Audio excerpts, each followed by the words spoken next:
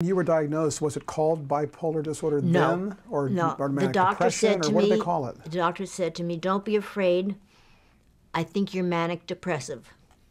My reaction was, thank God it has a name.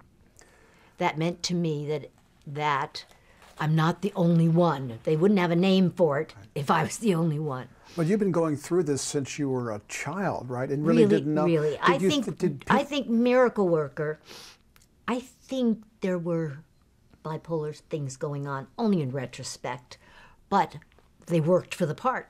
And it sounds like when you talked about when you were visiting with Sidney Sheldon before the Patty Duke show, that he observed the two sides of you. Observed. Was that Yes. related? So did lithium evened you out, basically? Yes. And up until that time, were people were people that were close to you, were they aware of the kind of the moods or the different, the kind of ups and downs? Oh, yeah. But no one knew what it really was until this time. And I would not accept professional help. I was fine. Everybody else was crazy. So at this point in '82, you hadn't gone public with it yet, right? That was later. But did the industry, the people you work with, did they know? People that I worked with knew. Okay.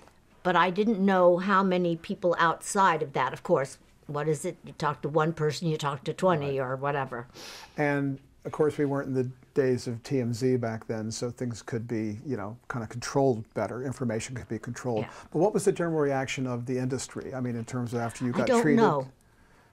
I don't know. I didn't really notice an instant drop-off of employment.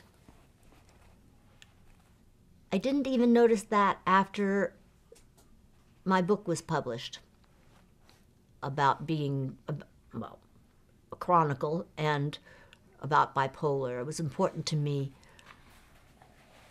I figured I must have this for a reason.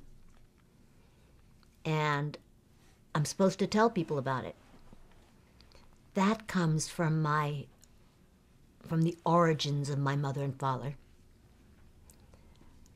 And I felt if I kept it a secret, it would be like a scientist keeping a secret. That's why I wrote the book. That's why I have spent 30 years in the field, traveling the country, talking, having one-on-ones with people as well as groups. The biggest problem still, in all these years, is stigma.